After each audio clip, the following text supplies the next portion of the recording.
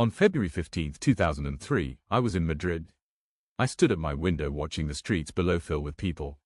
Not hundreds, not thousands. Over 1 million Spaniards poured into the Paseo de la Castellana, holding signs, chanting, demanding that Spain stay out of the Iraq War. It was the largest protest in Spanish history. The noise rose up to my apartment, a roar of anger and fear and democratic will. That same day, 7,000 kilometers away in Crawford, Texas, my party's leader, Prime Minister José María Aznar, was standing on a ranch next to George W. Bush. He was smiling. He was promising Spanish support for the invasion. He was, in that moment, choosing Washington over Madrid, choosing the White House over the Castellana, choosing an American president over 1 million Spanish voices. I wasn't in government then. I was serving in the European Parliament, watching from Brussels as my country made a decision that would define us for a generation. I was a member of Aznar's party, the Popular Party. I respected him. I had worked with him. But as I watched the footage from Crawford, the handshake, the press conference, the confident promises, I felt something I had never felt before in my political life. Shame. And what followed was worse. Because Aznar's bargain with Bush didn't just cost Spain its moral standing in Europe. It didn't just isolate us from France and Germany. It didn't just betray the will of our own people. It cost us blood. 191 lives, to be exact. Torn apart on Madrid trains 1 year later in the deadliest terrorist attack in Spanish history. And what did we get in return for this sacrifice? What did we receive for our loyalty, our troops, our credibility, our dead? Nothing. Not a trade deal, not a defense guarantee, not even a phone call when we needed help. Just a photograph, a place in the coalition of the willing, a symbolic gesture that meant everything to Aznar and nothing to Washington. This is the story of how a Spanish prime minister sold his country's soul for the illusion of relevance. And it's the story of how I learned the most painful lesson of my political life, that in the currency of American power, loyalty is worthless unless you're powerful enough to matter. To understand what happened in 2003, you have to understand José María Aznar. And to understand Aznar, you have to understand his obsession. He wanted Spain to be taken seriously, not as a secondary European power, not as a former empire living on memories, but as a major player in global affairs, sitting at the table with the United States and Britain, shaping history. This wasn't an unreasonable ambition. Spain had transformed itself since democracy returned in the 1970s. We had rebuilt our economy. We had joined NATO and the European Union. We had become a model of democratic transition. Aznar believed it was time for Spain to claim its rightful place. But there was a problem. The structure of European power was already set. France and Germany were the heart of the EU. Britain had its special relationship with Washington. Spain was peripheral, important, yes, but not essential. Aznar hated this. He hated being treated as a Tier 2 power. He hated watching Tony Blair walk beside Bush while he waited for his turn. He hated the subtle condescension of French diplomats who saw Spain as a southern appendage to the European project. So when September 11th happened, Aznar saw an opportunity. While France and Germany were cautious about American unilateralism, while they questioned the rush to war in Iraq, Aznar saw a chance to differentiate Spain. To prove our loyalty, to become, in his mind, the third pillar of the Atlantic Alliance alongside the US and UK. I remember conversations in Brussels at the time. European Parliament members from Spain were divided. Some supported Aznar's position: we should stand with our American allies, we should be pragmatic, we should recognize where real power lies. Others were horrified: this is Bush's war, the intelligence is questionable, we're abandoning European unity for American approval. I was somewhere in between. I understood Aznar's logic. I shared his frustration with Spain's marginal status. But I also felt something was deeply wrong. The rush to war felt manufactured.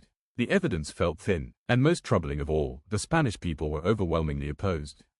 But Aznar was determined, and he had convinced himself that Bush had offered him something precious: a seat at the table. A place in the inner circle. Recognition as a major ally. What he didn't realize, what I didn't fully realize until years later, was that Bush hadn't offered him anything. He had simply accepted Spain's offer of support. And there's a world of difference between those two things. February 22, 2003. Crawford, Texas. Bush's ranch. This was the summit that changed everything. Aznar flew to Texas for what he believed was a strategic consultation. A chance to shape American policy. A demonstration that Spain was indispensable to the coalition. What actually happened was political theater. Bush had already decided to invade Iraq. Blair had already committed Britain. Aznar was there to provide a symbolic broadening of the coalition, to show that it wasn't just the Anglo-American axis, but included Catholic, Southern European support. I wasn't there, of course. But I've spoken to people who were in Aznar's delegation. I've read the accounts. I've seen the photographs. And years later, I had a conversation with Aznar himself about that day, a conversation I'll return to. What strikes me about the Crawford summit is how carefully staged it was. Bush took Aznar on a tour of the ranch. They wore casual clothes, no ties, open collars, suggesting friendship, intimacy, equals relaxing together. They held a joint press conference where Bush praised Spain's leadership and thanked Aznar for his courage. Aznar came back convinced he had achieved something historic. He believed he had secured Spain's position as a key American ally. He believed he had earned Bush's personal respect and gratitude. But if you watch that press conference closely, and I have, many times, you see something else. You see Bush reading from prepared remarks, thanking Prime Minister Aznar and the Spanish people, in that way American presidents thank everyone. You see Aznar's body language, eager, almost desperate for validation. And you see what's missing, any concrete commitment, any specific benefit to Spain, any real reciprocity. Bush got what he needed, a photograph. Another flag in his coalition. Another country he could point to when critics said this was a unilateral American war. Aznar got the illusion of partnership. And he paid for that illusion with Spain's credibility in Europe, Spain's domestic unity, and eventually, Spanish blood. The protests began before Crawford. They intensified after. By mid-February, Spain was convulsed by the largest anti-war movement in our history. February 15, 2003. The global day of protest. In Madrid, over 1 million people, some estimates say 1.5 million, marched from Atocha station to the Plaza de Colón. In Barcelona, another million. Across Spain, in cities large and small, citizens took to the streets. These weren't just leftist activists or university students. These were families, elderly couples, conservative Catholics who opposed war on religious grounds. The protests cut across every demographic and political line. I remember the atmosphere in Madrid that day. I had returned from Brussels for the weekend. I walked through Malásina, my old neighborhood, and the streets were empty because everyone was at the march. Then I took the metro toward the protest route, and when I emerged at Cologne, the scale was overwhelming. The crowd stretched as far as I could see. The signs were creative, angry, desperate, no blood for oil. Not in my name. Aznar doesn't represent Spain. Bush plus Blair plus Aznar equals war criminals. The chant that I remember most clearly, the one that echoed off the buildings and seemed to shake the very ground, no a la guerra. No a la guerra, no to war, no to war. I stood at the edge of that crowd and felt two conflicting emotions. Pride, that Spanish democracy was so vibrant, that citizens were exercising their right to protest, that our civil society was engaged and passionate. And dread, because I knew Aznar wasn't listening. I knew the decision had already been made. I knew that all this democratic energy, all these voices, were going to be ignored. There is a fundamental question at the heart of what happened in 2003. What do you do when the democratic will of your people conflicts with what you believe is the strategic interest of your country? Aznar believed, genuinely believed, that supporting the United States was in Spain's interest. That it would elevate our status, strengthen our security, prove our reliability as an ally. He believed he knew better than the protesters. He believed that sometimes leaders must make unpopular decisions for the greater good. But here's what he got wrong. He confused America's interest with Spain's interest. He convinced himself that being useful to Washington was the same as advancing Spanish power. He traded the legitimacy that comes from representing your own people for the fleeting approval of a foreign president. And the tragedy is, I understood his thinking. I was part of the same party. I believed in transatlantic partnership. I believed in standing with our allies. But I also believed in listening to your own citizens. And Aznar had stopped listening. On March 17, 2003, despite the protests, despite the polls showing 90% of Spaniards opposed the war, Spain joined the invasion of Iraq. We sent 1,300 troops. We contributed to the coalition. We stood with Bush and Blair in the famous Coalition of the Willing photograph. And the Spanish people felt betrayed. Here's what Aznar expected would happen after Spain supported the Iraq invasion. He expected Bush to remember. He expected preferential treatment in bilateral negotiations. He expected to be consulted on major decisions. He expected Spain to be upgraded from a Tier 2 ally to something closer to Tier 1. He expected the relationship to matter. Here's what actually happened: nothing. The Iraq invasion spiraled into chaos. The promised weapons of mass destruction were never found. The mission accomplished moment turned into a bloody insurgency. Spain's troops were deployed to a dangerous, unpopular occupation with no clear exit strategy. And Washington moved on. Bush got his coalition photograph. He got his congressional authorization. He got his invasion. Spain had served its purpose. I was in Brussels during this period, and I watched Spanish diplomats scramble for recognition. They tried to schedule meetings with their American counterparts. They tried to leverage our Iraq support into progress on other issues: trade, defense cooperation, counterterrorism collaboration. They tried to get Washington to acknowledge that Spain had taken a political risk for America's sake. But the meetings were low-level. The progress was minimal. The acknowledgement never came. There's a moment that crystallizes this for me. In late 2003, Spain wanted to participate in Iraqi reconstruction contracts. We had sent troops, after all. We had supported the invasion. Surely Spanish companies would be prioritized.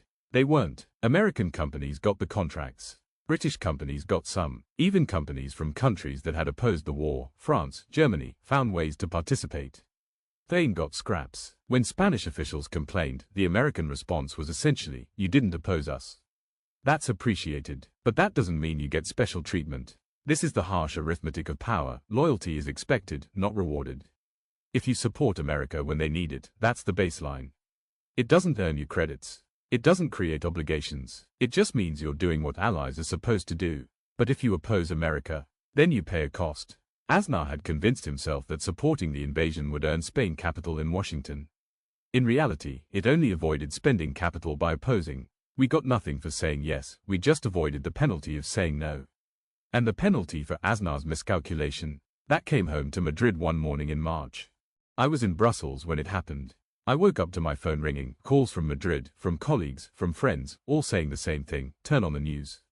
There's been an attack. March 11, 2004. 4 coordinated bombings on commuter trains in Madrid during rush hour. Atocha, El Pozo, Santa Eugenia, Calais-Teles. 191 people killed. Over 2,000 injured. The deadliest terrorist attack in Spanish history. I spent the morning trying to reach people in Madrid. Calling family, calling staff, trying to understand what had happened. The initial reports were chaotic: how many bombs, how many trains, who was responsible. The Aznar government's first instinct was to blame ETA, the Basque separatist group. There was political logic to this. The election was 3 days away, and blaming ETA would fit Aznar's tough-on-terrorism narrative. It would also avoid connecting the attacks to Iraq. But the evidence quickly pointed elsewhere. The bombs had Islamic extremist signatures. The tactics were similar to al-Qaeda operations. And within days, a video emerged from a cell claiming responsibility, explicitly citing Spain's involvement in Iraq as the reason for the attack. The Spanish people understood what Aznar's government tried to obscure: we had been targeted because we went to Iraq. Because Aznar ignored the million people in the streets. Because he chose Bush over Spain's own security interests. Because he made us a target in someone else's war. I flew back to Madrid 2 days after the attacks. The city was in shock, not just grief, but rage. Rage at the terrorists, yes. But also rage at Aznar. Rage at a government that had dismissed the concerns. Rage at a prime minister who had dragged Spain into a war they opposed and then tried to lie about the consequences. I attended one of the mass funerals. I stood with thousands of Madrileños in silence, watching coffin after coffin carried past. Young people on their way to work. Students on their way to university. People who had nothing to do with geopolitics or coalitions or strategic partnerships. People who died because their prime minister wanted to matter to Washington. And I thought about Aznar's bargain. What did we trade for this? What did Spain receive that was worth 191 lives? Nothing. No trade deals. No preferential security cooperation. No upgrade in our alliance status. Not even a personal phone call from Bush to Aznar in the immediate aftermath of the attacks that took days to arrange. We gave our credibility. We gave our domestic unity. We gave 191 lives. And we got a photograph. March 14, 2004. 3 days after the bombings. Spain held national elections. Aznar wasn't running. He had already announced his retirement. His chosen successor was Mariano Rajoy. The Popular Party was expected to win. The polls had shown a comfortable lead for weeks. Then came the attacks. And then came Aznar's government's attempt to blame ETA and suppress the Iraq connection. And then came the Spanish people's response. They voted him out. Not just Aznar, not just Rajoy, they voted out the entire governing party. José Luis Rodríguez Zapatero's Socialist Party won in an upset. And Zapatero had campaigned on one clear promise: if elected, Spain would withdraw from Iraq immediately. This was democracy in its rawest, most powerful form. The Spanish people had protested in the streets and been ignored. They had voiced their opposition in polls and been dismissed. So they used the one weapon that couldn't be ignored, the ballot box. Within days of taking office, Zapatero ordered Spanish troops home. By May 2004, Spain's military involvement in Iraq was over. The decision was swift, unilateral, and non-negotiable. Washington was furious. American officials called Zapatero's decision a betrayal. They said Spain was appeasing terrorists. They said we were abandoning our commitments. They said we were unreliable allies who caved to domestic pressure. The irony was stunning. When Aznar ignored Spanish public opinion to support Bush, Washington applauded his leadership. When Zapatero listened to Spanish public opinion and withdrew, Washington condemned his weakness. The message was clear: Spain was only a reliable ally when we did what America wanted, regardless of what our own people wanted. I had mixed feelings about the withdrawal. As a member of the Popular Party, part of me felt the sting of rejection, both from our own voters and from Washington. We had made commitments. We had deployed troops. Walking away felt like admitting we had been wrong. But another part of me, the part that had watched the million-person protest, the part that had stood at those funerals, felt something else: relief. Relief that at least our democracy had worked. Relief that the people's voice, dismissed for a year, had finally been heard. And I'll admit something I couldn't say publicly at the time: Zapatero was right to withdraw. Not because appeasing terrorists is right, it's not. But because Spain never should have been there in the first place. Because Aznar's bargain was never legitimate. Because when your people tell you in overwhelming numbers that a war is wrong, and you send troops anyway, you don't get to call it leadership. You call it what it is: arrogance. After the withdrawal, Spain's relationship with Washington entered a deep freeze. It was subtle. There were no public denouncements, no sanctions, no dramatic ruptures, but the signals were clear to anyone who knew how to read them. Bilateral meetings were downgraded. When Spanish officials visited Washington, they got junior staff instead of senior officials. When American delegations came to Madrid, they were smaller and stayed shorter. The warm rhetoric disappeared. Spain was no longer praised as a steadfast ally. We were now just another European country. NATO meetings became awkward. American representatives would reference the coalition, and Spain knew we were no longer part of that inner group. We had gone from being one of the reliable few to being lumped in with the French and Germans, the ones who had opposed from the start. But here's what's interesting: nothing catastrophic happened. NATO didn't expel us. Our trade relationship continued. Security cooperation on counterterrorism actually improved, because the CIA and FBI cared about results, not diplomatic grudges. Spain didn't become a pariah. We just became normal. A medium-sized European ally. No special treatment, no special punishment, just normal. And I realized something: Aznar's fear that saying no to Washington would cost Spain dearly was overblown. Yes, there was diplomatic frost. Yes, there was wounded pride in certain corridors. But the relationship survived, because at the end of the day, America and Spain still had shared interests. Still had NATO, still had trade, still had reasons to cooperate. The difference was that we were no longer trying to be special. We were no longer begging for recognition as a Tier 1 ally.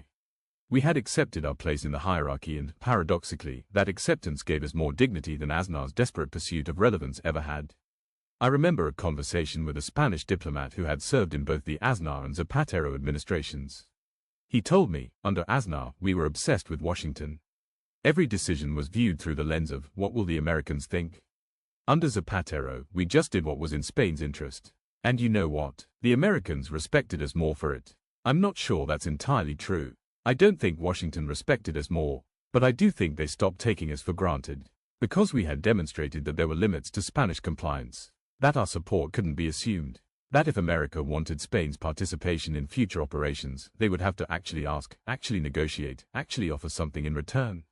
In other words, we had to lose our reliable ally status to gain some actual leverage. Years passed. The Iraq War became a quagmire, then a failed state, then a sectarian nightmare, then ISIS, then a permanent scar on Western credibility. The mission accomplished moment became a global punchline. The weapons of mass destruction were never found. The promises of a swift, clean democratic transition revealed themselves as fantasies. And slowly, quietly, even in Washington, the narrative shifted. Iraq was now recognized as a mistake, a catastrophic miscalculation, a cautionary tale about hubris and bad intelligence and the limits of American power. In 2011, I became Spain's Minister of Foreign Affairs. Aznar had long since left politics, though he remained influential in our party. I had worked with him over the years. He endorsed my political career. We shared many views on economic policy and European integration. But we had never directly discussed Iraq. Then, at a party event in 2013, we found ourselves alone in a side room during a reception. It wasn't planned. The conversation just happened. I don't remember exactly how it started. Small talk about current policy, I think. But then there was a pause, and I said something I had wanted to say for a decade. José María, I need to understand. Why Iraq? What did you think we were getting? He looked at me for a long moment. Not angry, not defensive, just tired. And then he said, with a kind of weary honesty I hadn't expected, I thought Bush needed us. I thought if we stood with him when others didn't, he would remember. That it would mean something. That Spain would finally be treated as a serious ally. And did it? I asked. He didn't answer directly. He just shook his head slightly and said, the mistake wasn't supporting the invasion. The mistake was believing that loyalty creates obligation. Americans don't think that way. They take your support, thank you politely, and move on. It's not personal. It's just power. I've thought about that conversation many times since. Because in those few words, Aznar summarized the entire tragedy of Spain's Iraq experience. He had learned the lesson, just 10 years too late. He had finally understood that in the currency of American power, being useful doesn't make you essential. Being loyal doesn't make you special. Being willing doesn't make you equal. It just makes you manageable. And the cruelest part, I don't think Bush or his advisors ever consciously manipulated Aznar. I don't think they lied to him or made false promises. They simply accepted what was offered and assumed he understood the terms. Spain's support was appreciated but not reciprocated. Welcomed but not rewarded. Expected but not remembered. Aznar had mistaken the transactional nature of the relationship for something deeper. He had projected his own desire for partnership onto a superpower that didn't need partners, only followers. The Iraq War was, for me, a political education. Not in the sense that I learned policy details or diplomatic tactics, but in the sense that I learned how power actually works, not how we wish it worked, but how it really works. Lesson 1. Loyalty is a one-way street, ****. When a superpower asks for your support, they frame it as partnership, as alliance, as shared burden. But when you give that support, they receive it as tribute, as the natural order, as what you owe them for the privilege of proximity to power. You think you're building credit. You think you're making deposits in a bank of reciprocity that you can draw on later. But there is no bank. There is only the present transaction. And once it's complete, the slate is wiped clean. Lesson 2. Saying yes costs nothing. Saying no costs everything, ****. This is the asymmetry at the heart of alliance politics. If you support America, they are pleased but not indebted. If you oppose America, they are offended and vengeful. The reward for compliance is neutral. The punishment for resistance is severe. This creates a trap. You keep saying yes because saying no is too costly. But each yes makes you more compliant, more predictable, more manageable. Until one day you realize you've traded all your autonomy for nothing. Lesson 3. Your peoples will only matters if it aligns with their interests, ****. When Aznar ignored 1 million protesters to support Bush, Washington called it courageous leadership. When Zapatero listened to those same protesters and withdrew troops, Washington called it weakness and appeasement. The principle wasn't about democracy. It was about compliance. If your democracy produces policies America likes, then democracy is sacred. If your democracy produces policies America dislikes, then democracy is dangerous populism. Lesson 4. Being taken for granted is the price of being seen as reliable. This is the paradox Aznar never grasped. He wanted Spain to be seen as a steadfast ally. And we were. We said yes when others said no. We sent troops when others stayed home. We supported American policy when others criticized. And the result? Washington took us for granted. Because reliability, by definition, means you don't need to be consulted. You can be informed, you can be notified, but you don't need to be negotiated with, because your position is already known. Unreliable allies get attention, they get phone calls, they get inducements and arguments and diplomatic energy. Reliable allies get a thank you and a pat on the head. Lesson 5. Sometimes the most strategic thing you can do is disappoint, ****. This is the lesson it took me longest to learn, but it's the one I hold most firmly now. If you want to be taken seriously as a mid-sized power, you cannot always say yes. You have to be willing to say no, even when it's costly, even when it damages the relationship, even when it makes you temporarily unpopular in Washington. Because until you demonstrate that your support is conditional, it has no value. Until you prove that you might say no, your yes is worthless. Until you show that you have a line you won't cross, you have no negotiating position. Zapatero's withdrawal from Iraq was, in many ways, the most strategic thing Spain did in the entire saga. Not because withdrawal was the right moral choice, though I believe it was. But because it sent a message: Spain cannot be taken for granted. Spanish troops are not a blank check. If you want Spanish support, you have to actually ask, actually listen, actually give something in return. It's now been more than 20 years since the Crawford summit, since the million-person protest, since the invasion, since the Madrid bombings, since the withdrawal. And what remains? Iraq is still broken. ISIS rose and fell, but left behind devastation. Hundreds of thousands of Iraqis died. The region is more unstable than it was in 2003. The weapons of mass destruction were never found because they never existed. The promise of Iraqi democracy became a sectarian nightmare. The swift victory became a 2-decade wound. Spain's relationship with the United States recovered, slowly, under later governments. We're NATO allies again. We cooperate on security. We trade. We consult. But we never regained the special status Aznar sought. We're a Tier 2 ally. We always were. We always will be. And that's okay. Because the great tragedy of Aznar's bargain wasn't that he failed to elevate Spain's status. It's that he sacrificed Spanish sovereignty, Spanish democracy, Spanish blood, in pursuit of an illusion. An illusion that loyalty creates partnership. An illusion that being useful makes you essential. An illusion that if you just try hard enough to please Washington, they'll eventually see you as an equal. They won't, not because they're malicious, not because they disrespect Spain, but because that's not how power works. Superpowers don't have partners, they have interests, and when your interests align with theirs, you're useful, and when your interests diverge, you're a problem. But you're never equal. I think about the 191 people who died in those trains. I think about their families, still living with that loss. I think about what we got in exchange for their lives. A photograph, a press conference, a moment of approval from a president who barely remembered Spain's name. If I could go back to February 2003, if I could speak to Aznar before the Crawford summit, what would I say? I would tell him, you're about to trade Spain's soul for the illusion of relevance. You're about to ignore your own people for the approval of a foreign leader who will forget your name within a year. You're about to send Spanish troops to a war that will define a generation, and not in the way you hope.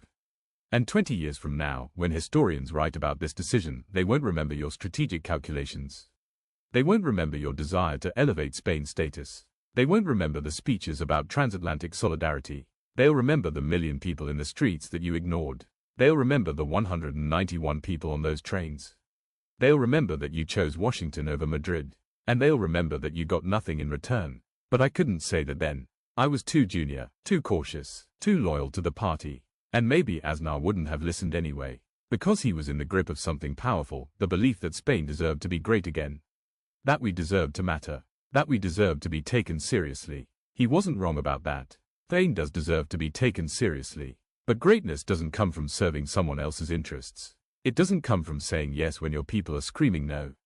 It doesn't come from mistaking proximity to power for power itself.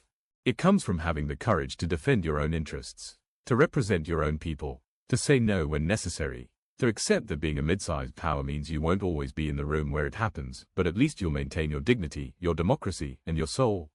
That's the lesson of Iraq. That's Aznar's bargain. That's the price of chasing relevance by sacrificing sovereignty. We gave everything, we got nothing, and we learned the hardest way possible that in the American calculus of power, loyalty is expected, not rewarded. Compliance is appreciated, not reciprocated. And sacrifice is acknowledged, not remembered.